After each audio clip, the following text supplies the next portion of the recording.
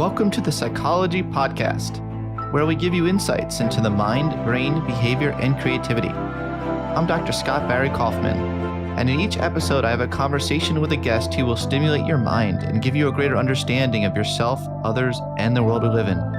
Hopefully we'll also provide a glimpse into human possibility. Thanks for listening and enjoy the podcast. Today, it's a real honor to have Carol Dweck on the podcast. Dr. Dweck is a leading researcher in the field of motivation and is the Lewis and Virginia Eaton Professor of Psychology at Stanford. Her research examines the role of mindsets in personal achievement and organizational effectiveness.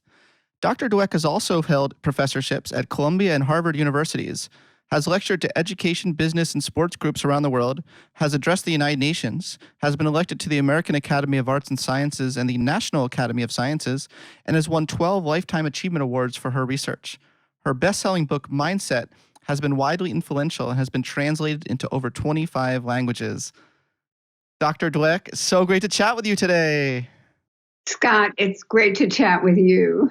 Oh boy, there's so much to talk about. I know. I was thinking about starting with your earliest sort of dissertation research, because I remember 2003, I was studying intelligence. I was reading a book I really enjoyed reading of yours. It was one of these, it was an academic book. It was short. It was short and it went through, it didn't use the language mindsets. This is like back in the day. It was incremental versus entity, right? Can you tell us a little bit about this earliest research? Well, yeah, I'd love to tell you about it. When I was in graduate school, I was kind of gripped by a question. Why did some kids shy away from challenges and crumble at the first sign of failure, while other kids, no smarter or more able at the task, seem to relish taking on challenges and thrive in the face of obstacles? And pretty soon I found the question was a little bit wrong. It wasn't just that some kids thrived, wanted challenge, or coped with obstacles. I found out that some of the kids loved setbacks. They said things like, I love a challenge. I was hoping this would be informative. And I thought, I'm giving them failure problems. And they're thinking this makes it worth their while. I couldn't relate to them at all. I thought they were from another planet. But I thought, I'm going to figure out their secret. I'm going to bottle it, and I'm going to take a few healthy swigs of it myself, because I thought I have a lot to learn from these 10-year-old kids. That's how I got started on this research.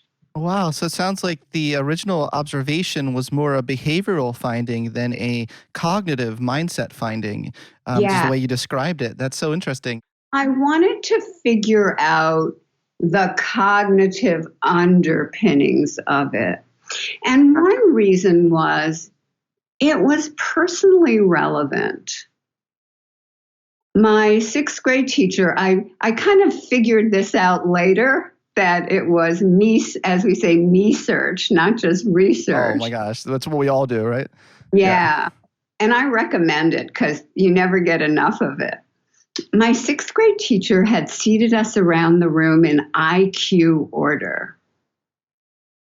We were already the top IQ class in the sixth grade of 5 classes, and yet she thought every IQ point was monumentally important in not only telling you how smart you were, but whether you had good character, could be trusted, and essentially what you were worth in her eyes. Spending a whole year in that classroom, I was really influenced. Now you might think, I felt downtrodden and unappreciated. No, I was in the first row, first seat. You would think, I won that IQ prize. But as I looked back, I realized I never wanted challenges again. And I arranged my life to be purely successful, not to topple from my height. So I wanted to figure out what goes on in people's minds that can allow them to risk taking on challenges and that can give them the fortitude to keep going when things seemed rough. It's such a great question, an important question. I was the opposite. I was in special education as a kid. I don't know if I ever told you that for Yes. an auditory processing disability. So people thought I was really slow learner because I was having trouble hearing things in real time, and sort of the impact of expectations can certainly have an effect on mindsets, I'm sure, and the way we think about things. I'm wondering, when did the shift from entity and incremental become fixed versus growth? That was when I wrote the book Mindset. I realized nobody can remember entity and incremental. Yeah, I always had trouble remembering that myself. Okay, which is it? They couldn't remember entity and they couldn't remember incremental. So when I came to write the book Mindset, I said, well, I have to find some more user-friendly terms. But kind of a prior question is how, if we just call it mindsets now, how did we get to the point of thinking that mindsets could play a role? Absolutely. And I ask this because, correct me if I'm wrong, but wasn't entity and incremental, they were called beliefs in your language, your original language. They were beliefs, not mindsets. Is that right? Yeah, but I kind of mean the same thing. Okay. I'd love to hear more about that. Yeah, in my earliest work, I looked at attributions kids made for their successes and failures. Did they think the failure measured their ability, or did they think the failure meant try a new strategy, seek advice, just keep going?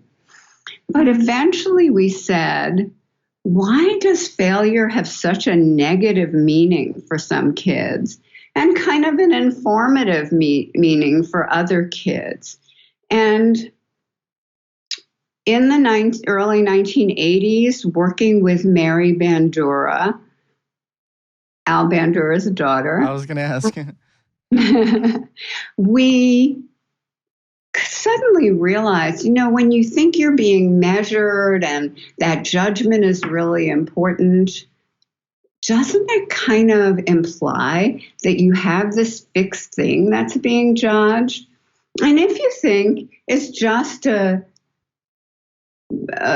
failure is just a clue for changing your strategy or trying harder or getting input and then learning more, doesn't that kind of imply that you think your ability can be developed?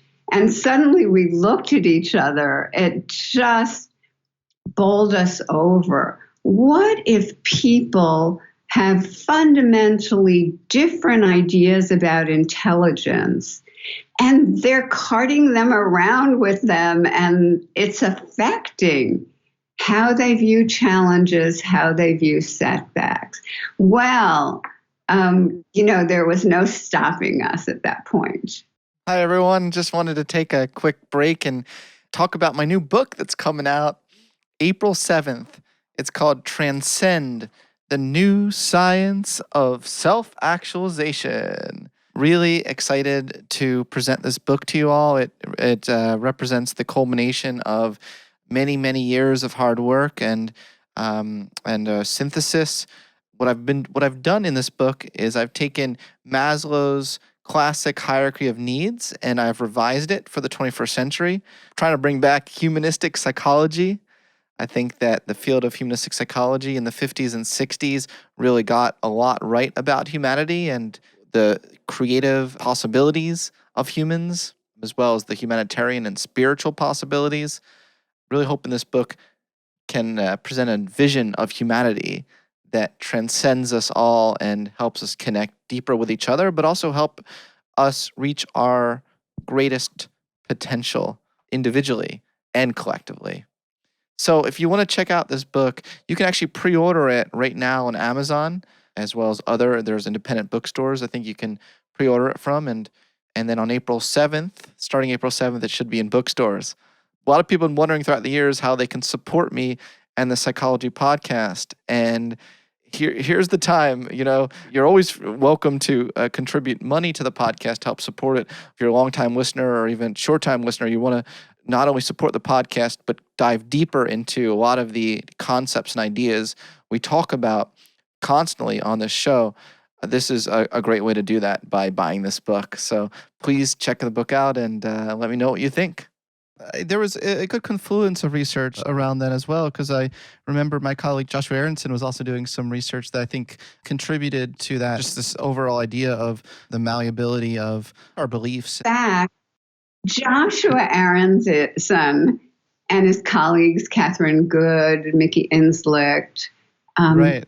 Carrie Freed, they did some of the first mindset interventions. Yes.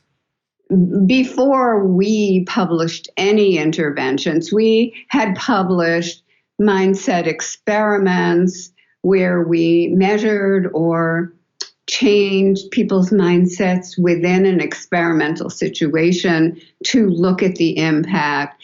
But Joshua Aronson, Catherine Good, and their colleagues did the first actual interventions where they changed students' mindsets and compared to a control group. They taught a growth mindset, the idea that abilities can be developed, and looked at what happened to grades or achievement test scores over time.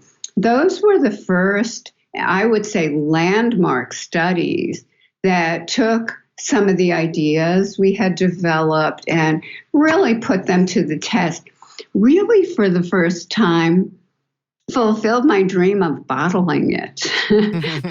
What were these kids' secrets?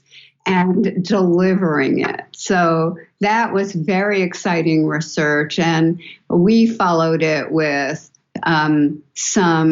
these were in-person interventions. We followed it a few years later with a study, Blackwell, Tresniewski, and Dweck, 2007. We were very excited that others and we could do these in-person interventions that could have an impact on grades or achievement test scores. This was very, very exciting, but it was limited. It was limited because it cost a fortune.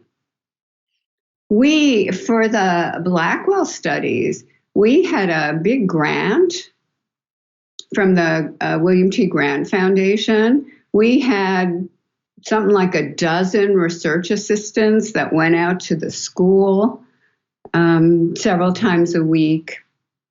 And you can't scale that up. So that posed a big problem. I could see that. You could validate the ideas, but you couldn't really scale it up. Then two kind of big things happened. One was that Dave Paunescu, Stanford PhD, created a platform for delivering educational interventions online to schools. Of course, then we had to create interventions that were amenable to that. We had to kind of distill the mindset interventions. Can you describe one of the interventions? Like, what if I was one of the kids, what would I see? Well, I'll tell you what we do now. We built upon these interventions, and the early ones had a lot of this, but I'll tell you what we do now. The mindset interventions are aimed at adolescents because they're self-administered. Like So ninth graders? You've done a lot with ninth graders, right? yes, Yeah, okay. ninth graders and older. So first, the downfall of a lot of adolescent interventions is that people say to them, hey, we're grown-ups and we know how you should think. Well, you've already lost them, right? That's not what teenagers are. I wouldn't start there. So we start with, hey, we're developing these programs. We study learning. We're experts in that. But you're the expert, say, in high school or the transition to high school, whichever is appropriate. And we need to learn from you what it's like and how we can change our program in the future to take advantage of your knowledge. We respect them in so many other ways. First, we explain the growth mindset in terms of the neuroscience of learning with graphs and so on, in a way that really treats them like the intelligent people they are. We have quotes from older students who have been through a version of the program before. We have quotes from esteemed figures in the world. We just found them on social media or the internet. And we also have exercises originally created by Joshua Aronson to internalize a growth mindset. We said, hey, suppose there's a ninth grade student next year and this student is struggling. Could you write a letter to this student and giving them encouragement in terms of the growth mindset principles you've learned? And we kind of list those principles, and then they write a personal letter to the student. These letters are really kind of heartwarming. We also tell them why they'd want to have a growth mindset. Now, to us nerds, why they'd want to have a growth mindset and grow a stronger brain. To us nerds, that's obvious.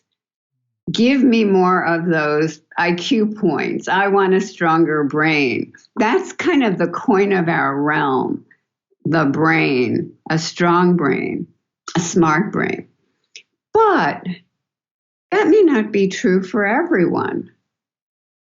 And so now we say, we ask them to think about how a stronger brain can help them with their goals in life. So what are your goals in life? What would you like to contribute? And how can a stronger brain help you? These are, so this is the kind of intervention that we've developed. And in our biggest study to date, we worked about 2 years to hone it. 2 years of honing the program and piloting, rehoning and repiloting. Is that the National Study of Learning Mindsets? Yes. That's the big mama. Yes. We had a pre-registered large-scale study before that, but this was the big mama of pre-registered. The hypotheses were pre-registered, the analyses were pre-registered. But let me back up and say, sure, this was a wacky idea. Which one? What was? The national study. Oh, okay, not growth mindset theory. That's pretty wacky too. But in around 2015, David Yeager, professor at the University of Texas now, had this wacky idea. He convened a White House conference to kind of air the idea. I would say the idea was foolhardy. But he's kind of visionary. And so we all went along with it and we all worked super hard on it. But it is kind of wacky that you can think about delivering a growth mindset intervention to a large national sample of ninth graders making that transition. Was it nationally representative? Yes. Wow. Okay. Was nationally representative. One of the first psychological interventions, or maybe to be done with a nationally representative sample.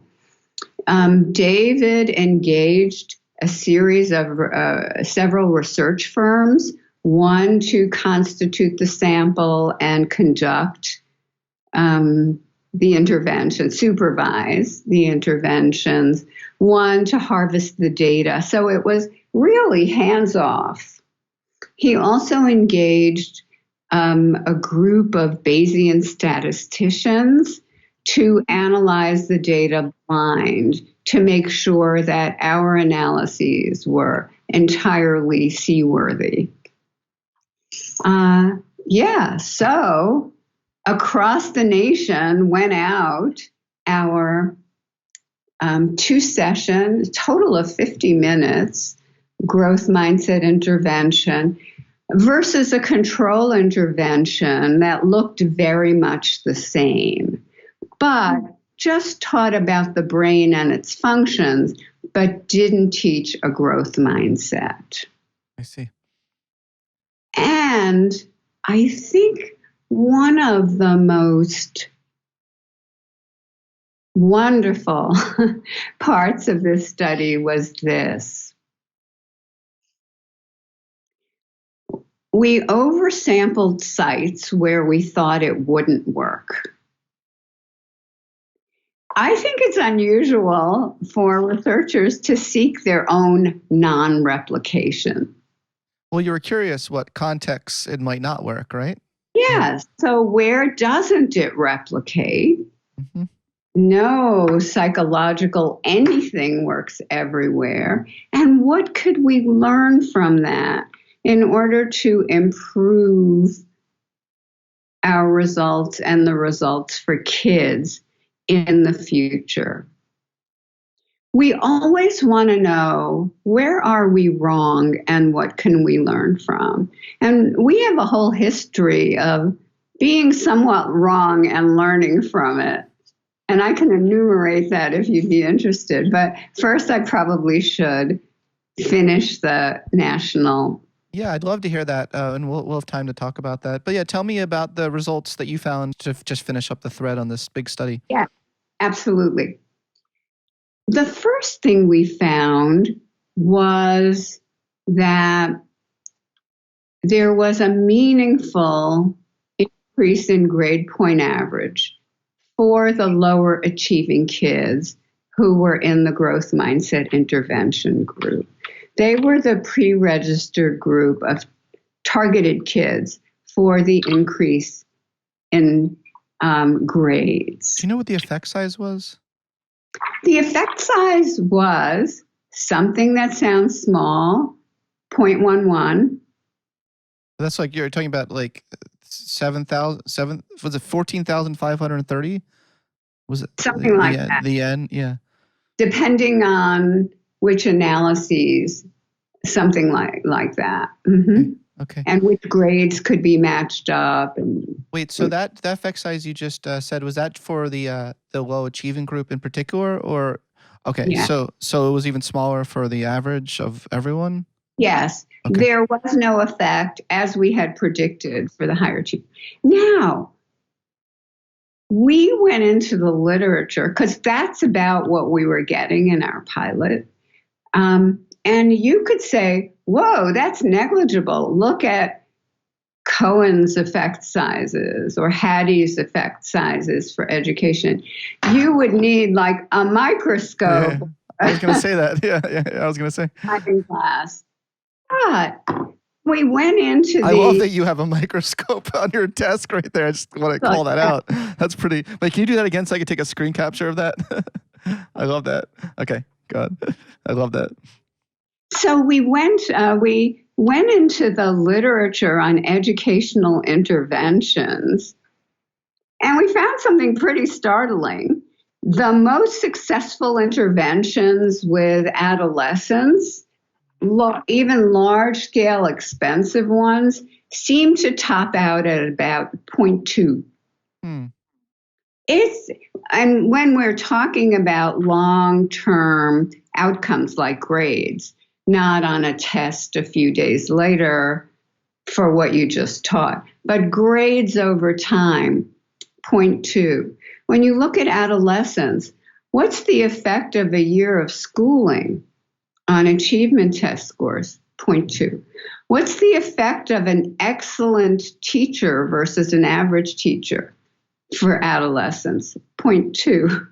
And a big study that was done, funded through IES, on the most promising educational interventions, they too topped out at 0.2 when they were subjected to a rigorous test. They topped out at about 0.22, 0.23. So the fact that we got half of that with a 50-minute intervention that cost like 25 cents, 50 cents, really just the minimal. We are excited. And then when we looked into the nudge literature, their most, aside from opt-in, opt-out, which has huge effects, most of the famous effects are between 0.1 and 0.2.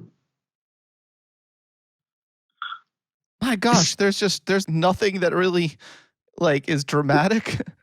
Yeah. And many medical effects that we can cite are kind of like that. So that was really eye-opening. It's eye-opening in a number of ways. One way, I'm more shocked that how come no one's been able to develop an educational intervention that is striking, above 0.5, 0.6. Yeah. Yeah. A lot of things work better with younger kids. It's hard to reach adolescents. One-on-one tutoring with great tutors can get you more. But these kind of wholesale, large-scale interventions, it's just so multiply determined. There are so many reasons kids aren't achieving. There are so many reasons they may reject or not profit from an intervention. So, yeah. And I would even say that I've actually seen larger effects than even that with the 2018 meta-analysis. They found an effect size, I think, of 0.34 for low SES, from students from low SES homes benefited from the mindset programs. I've seen effect size of 0.34. So that's even bigger. Yeah, that's even bigger. But they found very weak effects for, other, just like you found for other, higher achieving or higher SES students. Yes. Yeah. Yes. And so that larger effect size includes some of the face-to-face ones that did get larger. The Blackwell, the Aronsons, those did get larger effect sizes. But when you scale up and condense the program and you're not tailoring it, or you're not really interacting with particular kids, and also the large scale are intent to treat. You've got kids in there who can't read, who can't pay attention on their own. So that deflates the effect sizes. But it was just so eye-opening to see how hard it is to do anything. So we were pretty happy with what we could do. And also the fact, if you multiply it by all the kids who are ninth graders, that could, reorient some of them. The second finding was... I'm like on the edge of my seat here. Okay, yeah. Go on. Gosh, we were on the edges of our seats too. So the second finding was, because you might say, oh, growth mindset interventions are not for higher achieving kids. They're just for lower achieving kids. But that wouldn't be true. Across the achievement levels, we saw an increase in advanced math course taking, the electing of an advanced math course a year later in 10th grade. And this was even slightly greater among the higher achieving kids, probably because there were more advanced math courses in their schools, or because they had more of the foundation. But yes, more advanced math taking a year later. We were very excited about this. And again, although this was a few percentage points, that's what they get. And actually, Danny Kahneman, reviewing the nudge studies, said, hey, in the real world, a few percentage points, again, multiplied by a lot of people at a low cost, that's pretty good. I think that is a fair point. Absolutely. Matthew effects are important. The rich get richer, poor get poorer kind of idea. These things can snowball, especially if you start really, really young. Yes, they can snowball. And another way you can think of them over time is you do a little better, little choices along the way. It's not just one time. So you do a little better overall. You take an advanced math course. You graduate from high school. You choose to seek higher education. So just little, if you can shift enough of those little choices, you're having an impact. Yeah, I'd love to hear more about the conditions which it didn't work, because I think that'd be really useful to educators to hear. One thing you told me, or that is in the paper as well, is that it didn't work when peer norms weren't favorable. Is that right? Can you elaborate what that means for teachers who are listening?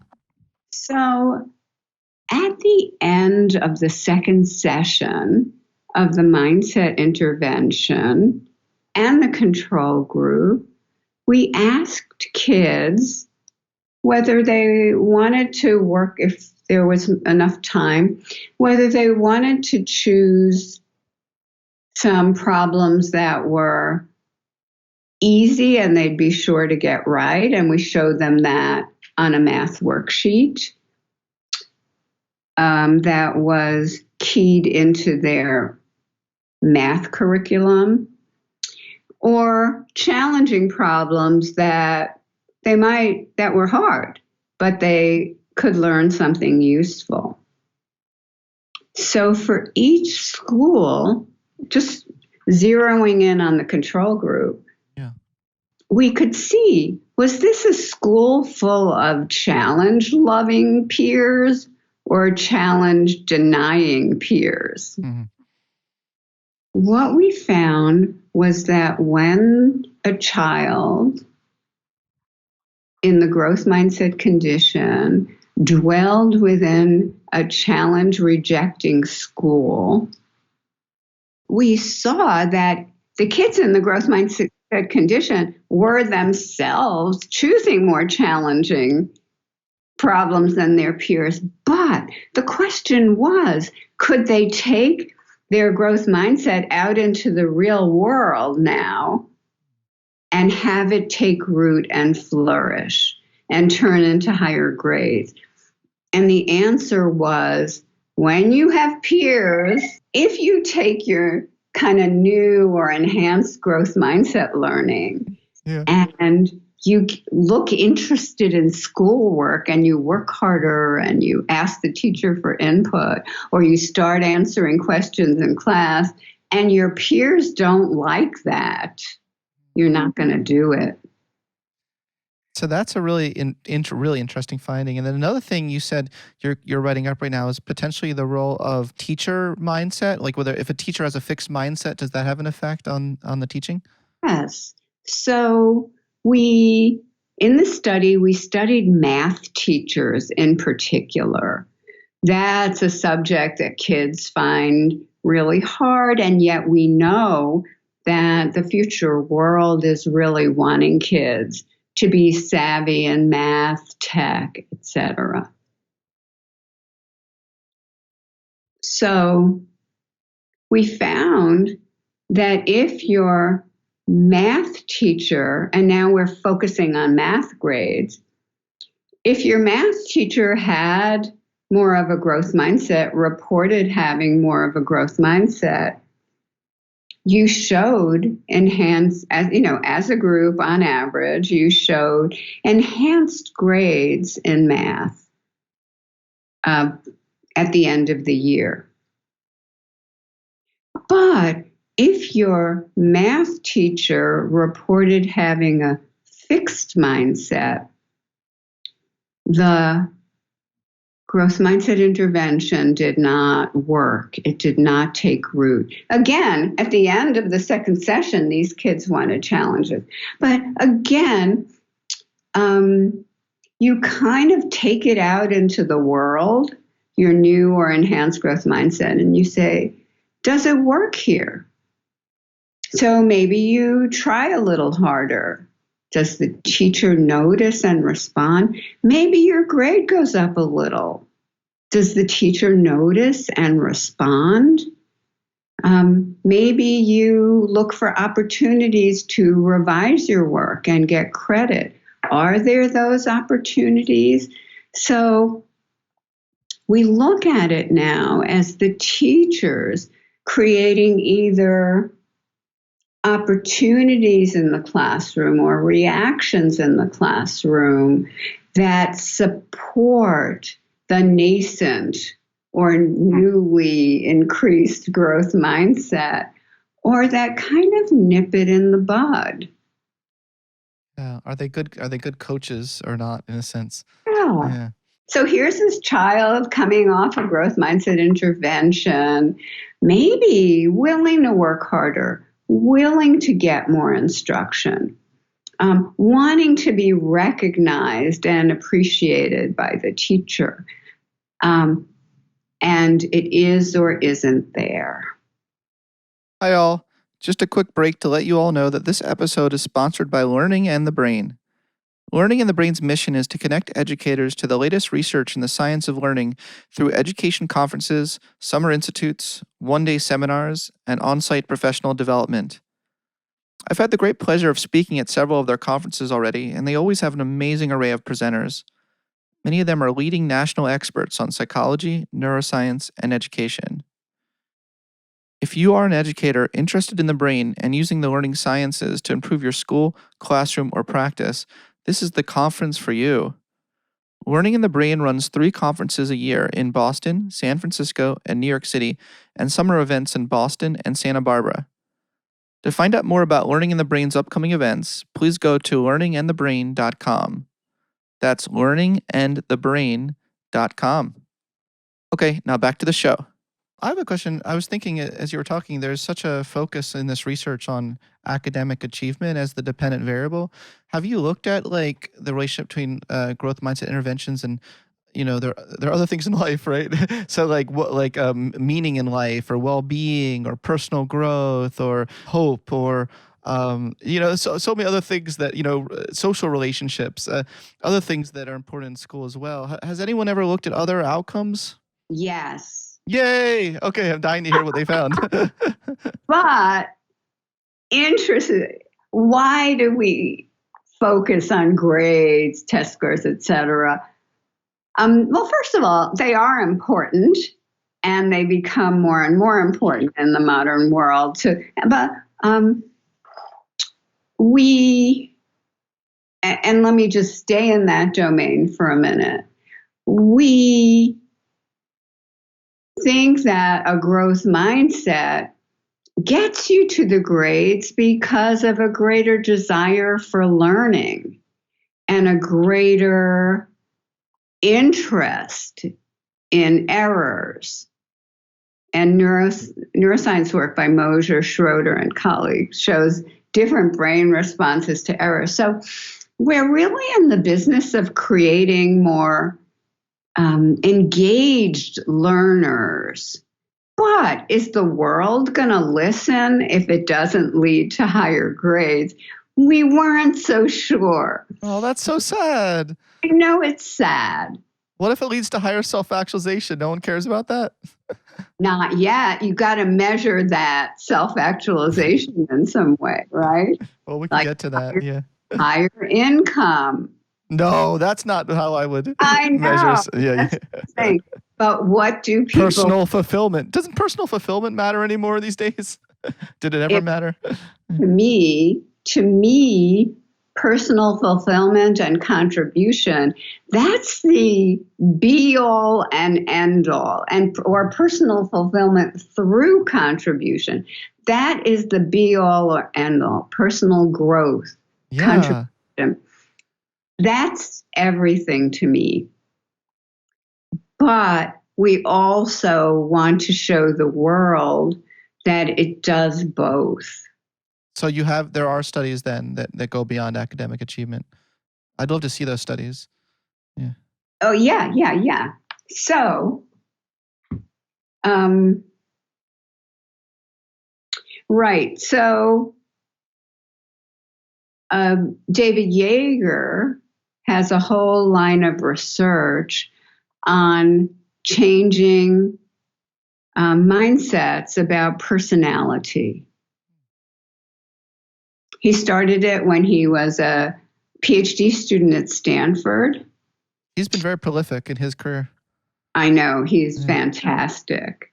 And he's visionary, and the amount of energy he has is extraordinary. So anyway, he did the groundwork and then did interventions, teaching kids that personality is not fixed.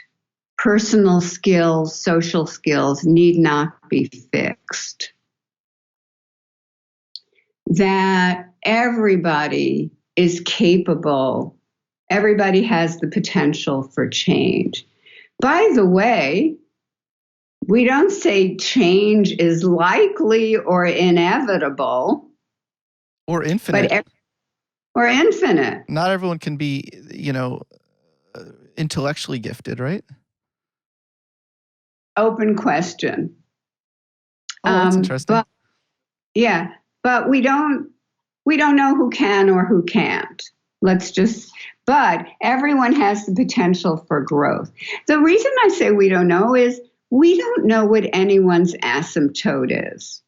We don't know what anyone's high point on their trajectory is.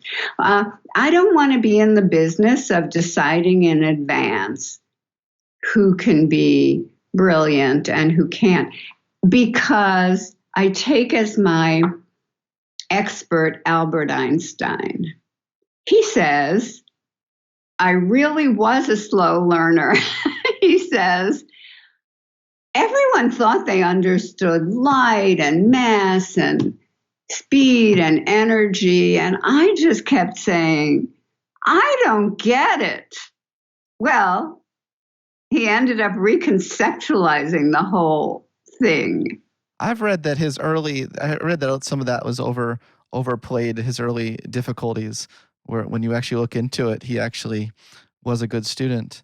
No, I'm not talking about whether he was a good student. He says, I was slow to understand. Others understood it faster than I did. But it turns out they didn't understand it as deeply as he did. Didn't he he was sitting in the classroom and he was able to just imagine what it would be like being on a beam of light flying through space. I mean, that seems like that came easier to him than others, that visualization. But the point I'm trying to make is that there have been many students who didn't seem promising to their teachers who went on to do great things. One of my most brilliant colleagues ever, the late Anne Brown, was labeled retarded when she Oh my was gosh, I hate that word. a teenager in England because she hadn't yet learned to read. In my book, I talk about a scientist who, I think a Nobel Prize winner, but a great scientist. He later in life found his school records and found out he had a pretty low or IQ or a lower IQ than he thought. He says he might not have tried to be a scientist. So I don't like deciding in advance. I think that is a really good point. I've heard some thoughts from the gifted education community. Some of them have drawn on your work as suggesting that you're denying the existence of intellectual giftedness at any point in time. And I was wanted to hear some of your thoughts on that.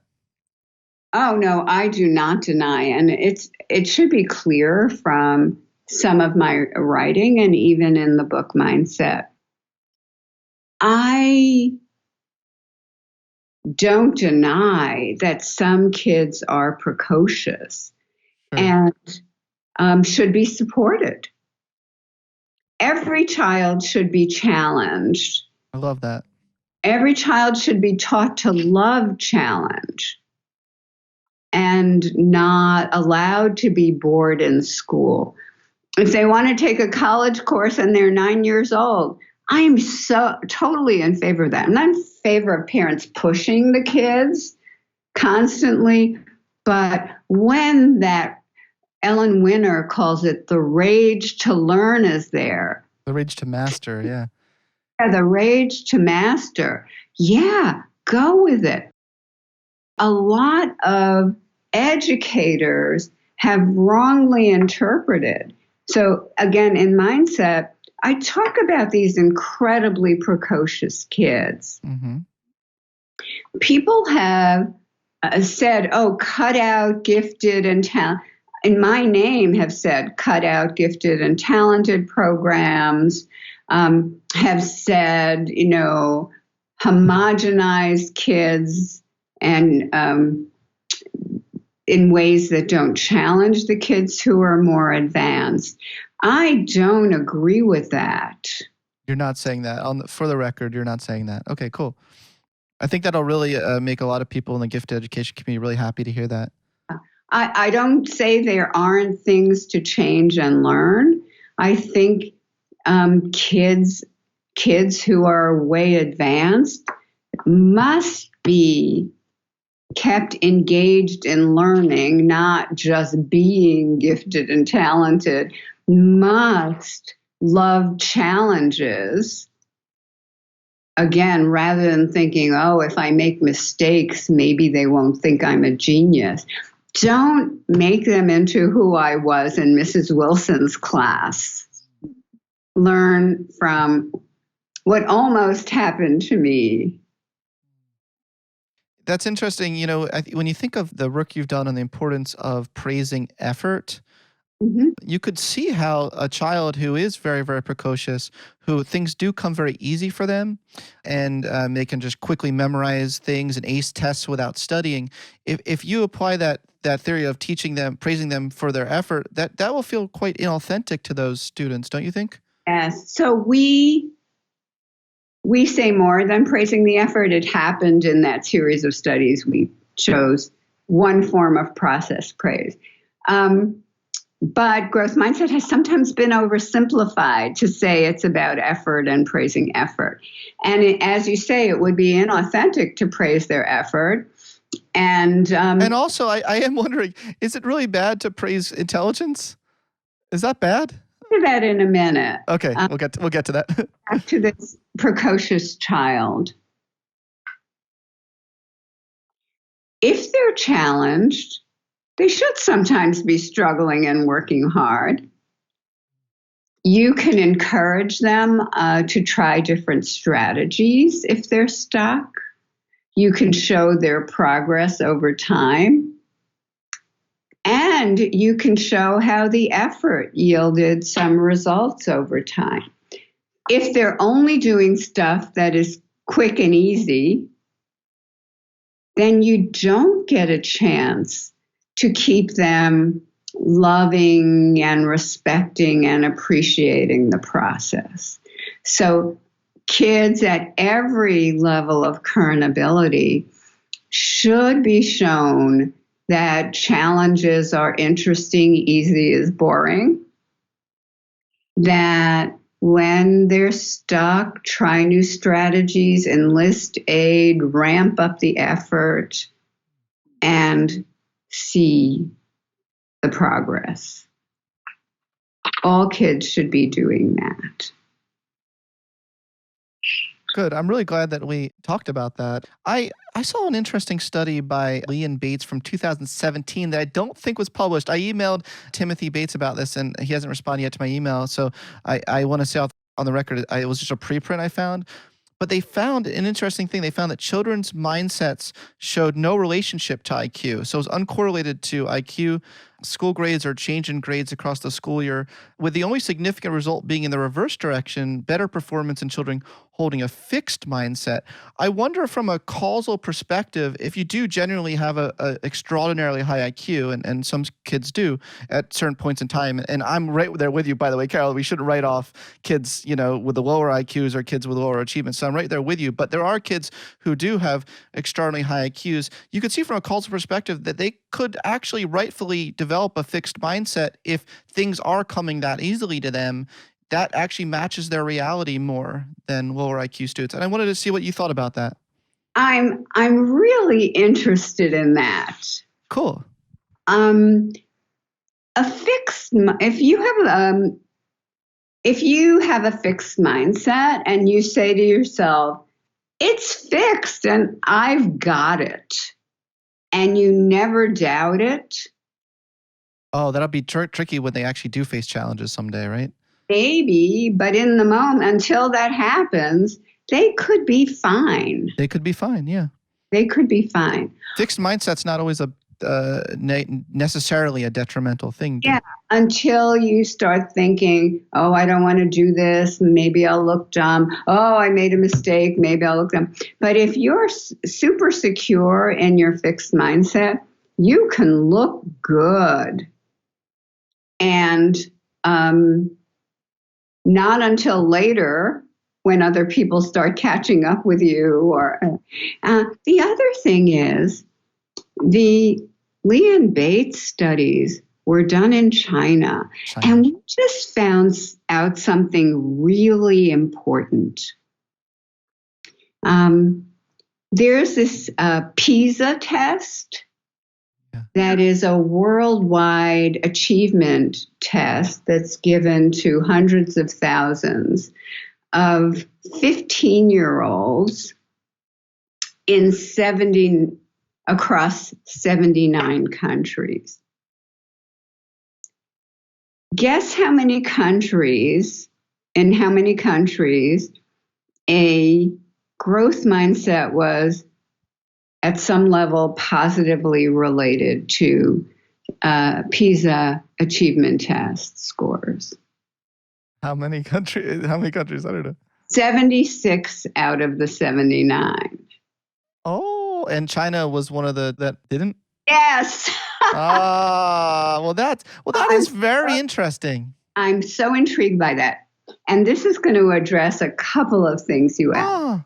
That is truly interesting. Okay. Now I'm in touch with a really fantastic young researcher in China. And he said a few things that were illuminating. One of them goes back to something you said before. He gave a growth mindset intervention to, typically high-achieving Chinese kids. It got them more intrinsically motivated, engaged with learning. It lowered their anxiety. But because it didn't raise their achievement, because they already apparently work more than 50 hours a week on schoolwork out of school. Nobody cared. So he's upset about that, as you are, and I am, that no one cares about the well-being, just the grades. But why was... I'm glad I'm not the only one. You're not the only one. But also, why wasn't the Chinese score positively related to achievement, the growth mindset? What is it about that? Is it something about the culture of And work ethic? Yeah, even negatively related to achievement. Correct.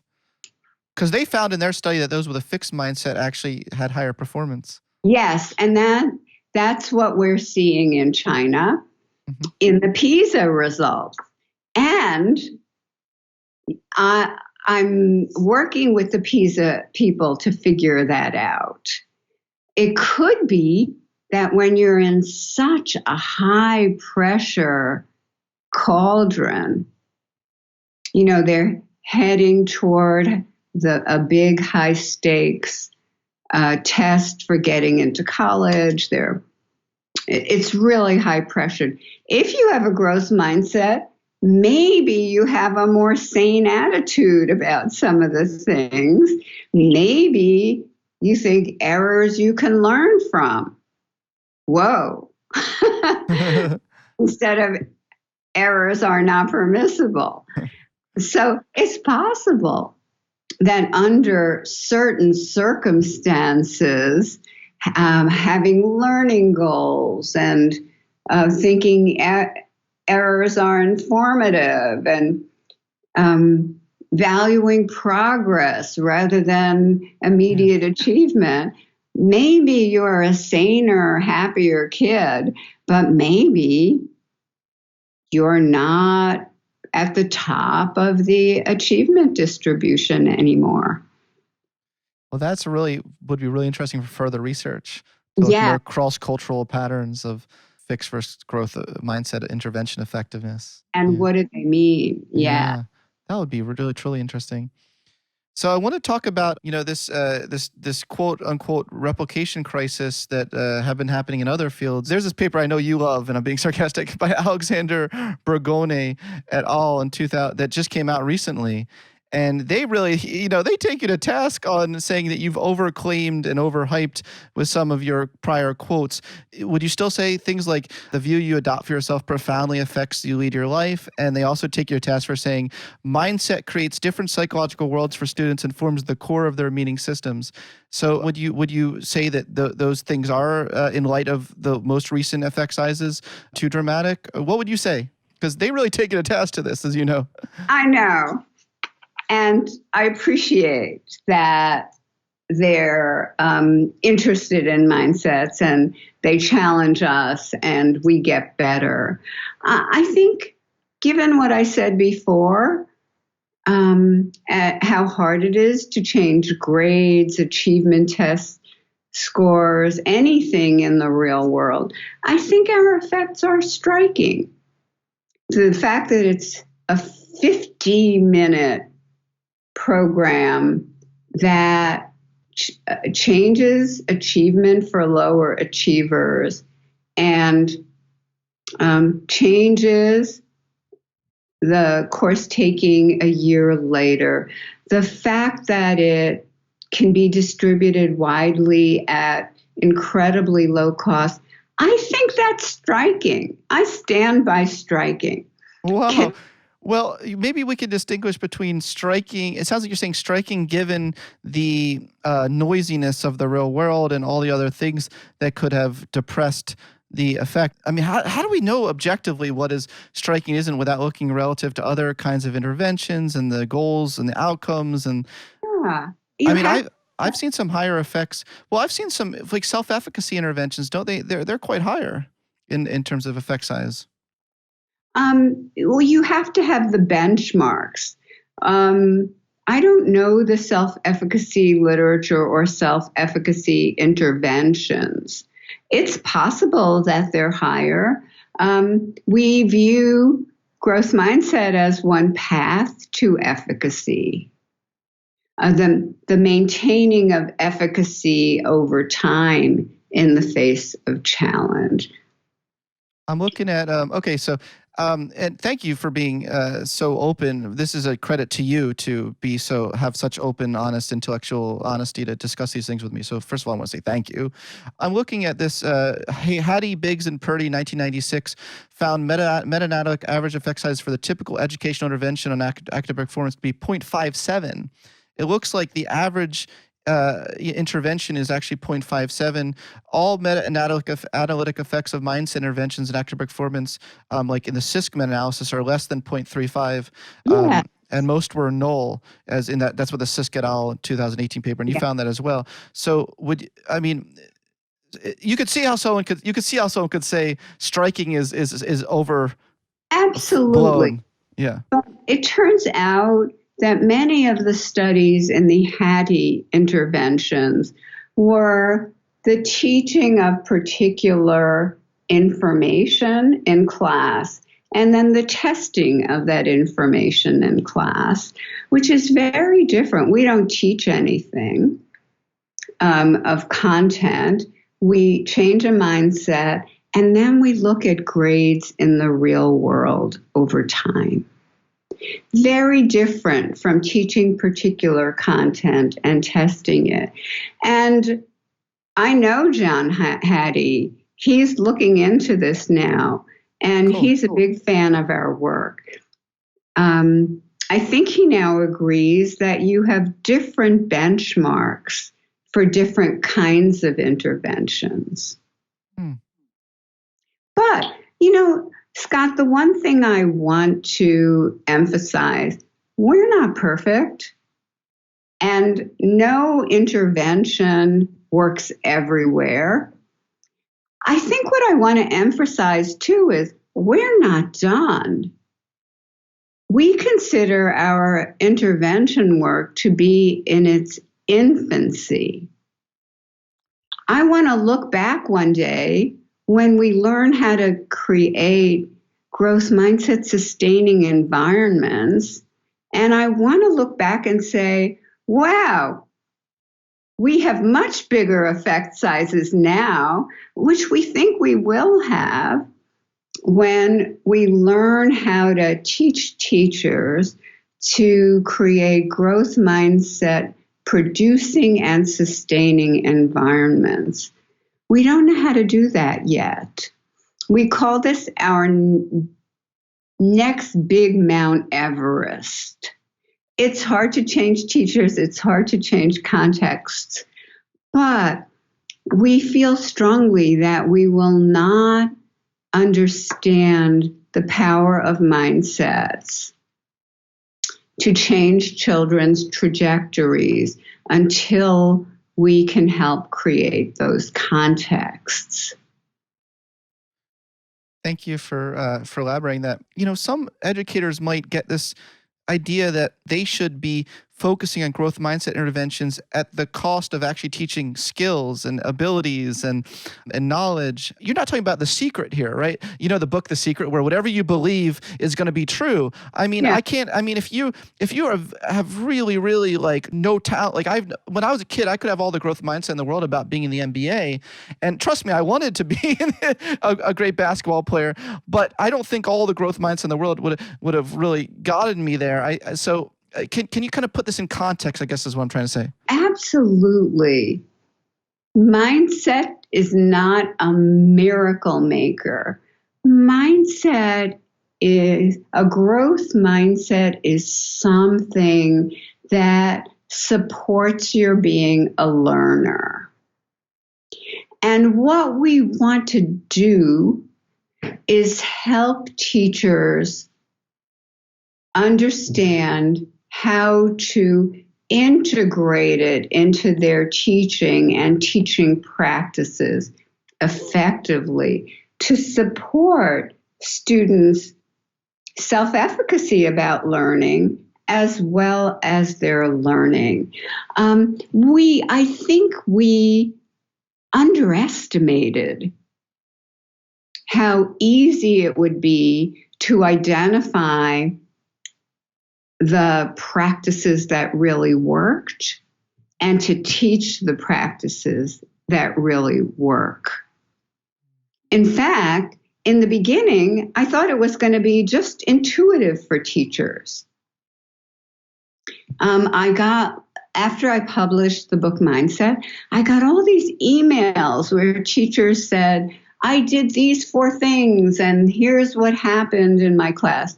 And I thought, wow, that's amazing. And I still believe they did that. But now I think they already had kind of a growth mindset and an understanding of how to apply it. And the book kind of crystallized it and allowed them to kind of run with it. But after that, aided by my Australian colleague, Susan Mackey, who said, I'm seeing a lot of false growth mindset in classrooms. She really opened my eyes to the fact that it's really hard to deeply teach what a growth mindset is and how to apply it. And again, that's our next big Mount Everest. We don't know how to do that yet. That's exciting to me to hear about what you're most excited for in terms of future directions. So that's the big mountain. Do you want to leave today? I'm so respectful of your time and excited that you spent so much time with me. But let me just leave here. Is there anything else you want to say directly talking to all the educators that are listening to this who really are excited about growth mindset? They want to apply it in their classroom, but they want to do it the right way. Anything you can say to them? Yes. Perts.net, PERTS.net. Founded by Dave Paunescu, whom I mentioned earlier, gives some tips. But stay tuned, because over the next few years, we hope to collaborate intensely with teachers who create classrooms full of students with growth mindset. We hope to collaborate with many other researchers to climb that Mount Everest. And at the end of that, when we're at the summit, we would like to give you all the gift of a growth mindset curriculum that teachers can truly effectively implement. Well, the stakes are high here, and we have children's lives at stake here. So I wish this research very well, and I wish you very well. And I want to thank you. I want to end by saying, when I put a call on my Twitter, are you on Twitter? You probably didn't even see this. I said, I'm so excited. I'm talking with Carol Dweck. Anything you want me to ask? And I got so many questions to ask you today. But one thing, and I wanted to leave you with, someone just wrote, OMG, just tell her thank you. So I just want to end on that note. So thanks for all the work and energy you've put into this research over the years, and your willingness and openness to seeing how the research evolves in the future. Thank you, Scott. It was just great talking to you. So exciting. Thank you.